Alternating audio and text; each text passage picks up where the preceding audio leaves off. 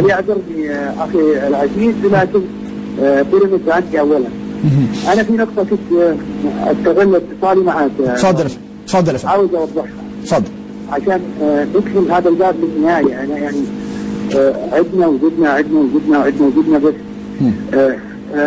هنالك بعض الصحف وبعض المواقع وبعض السوشيال ميديا وبعض التعليقات وبعض الاعلاميين للاسف يعني يكتبوا بشكل واضح. انا عدتها واعيده للمره المليون. لم ولن يحصل اي تواصل بيني وبين النادي الاهلي.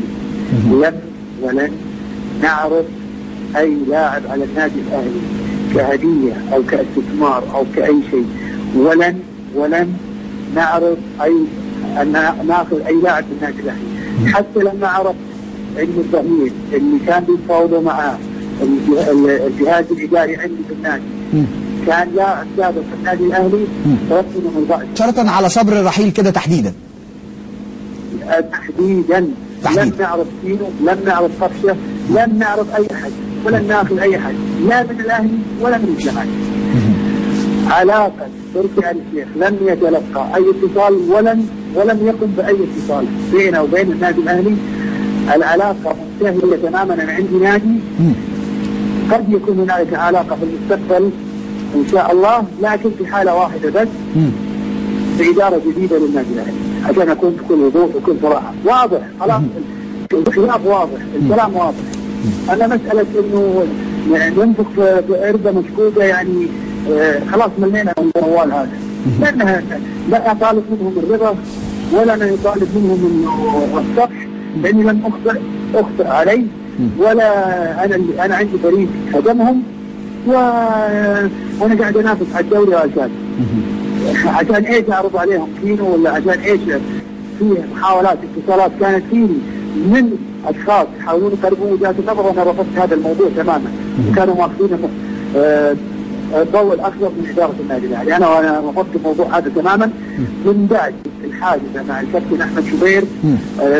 بيقول لك المثل المؤمن لا يبدأ من السحر مرتين.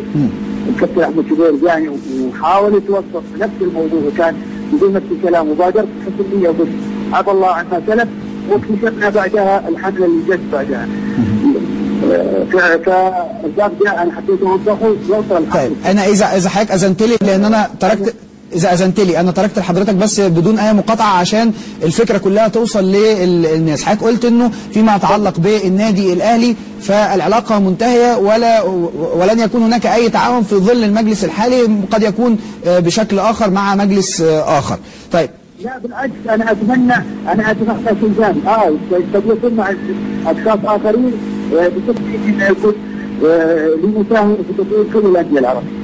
لا، وكنت اتمنى تعبت وانا بطلب انه يصرحوا بشكل رسمي وواضح قبول استقالتي من الرئاسه الفخريه. لغايه الان ثم لما حصلت على الرئاسه الفخريه كان بانعقاد مجلس الاداره، لحتى الان لم يوضحوا انعقاد مجلس الاداره الذي يقبل استقالتي من الرئاسه الفخريه. انا اتمنى اخر طلب منهم، والطلب الوحيد اللي اتمناه منهم انهم يطلعوا توضيح انهم قبلوا هذه الاستقاله.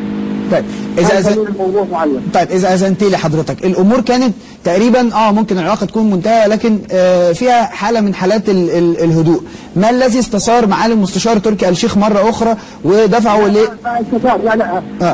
انا مش شايف. لا انا مش شايف زعلان ولا اي حاجه. طب كويس، ده توضيح فقط لا غير. شفت كل القنوات المصريه، انا لما يجيني تقرير اعلامي انا اتفرج على القنوات المصريه والمواقع حدث يعني. تركي آل الشيخ عرض فينو على النادي الاهلي عشان يرضوا عليه، تركي آل الشيخ مش عارف ايش حيجيب صفقه، تركي آل الشيخ مستقبل، يعني كلام. انا عندي نادي، انا حتى لما النادي ابتدى يشد على قولتهم عوده، ابتدى ينافس، ابتدى حتى الدعم مع نادي الزمالك والتعاون مع نادي الزمالك حطوا بشكل كبير. فانا عندي الان منافس.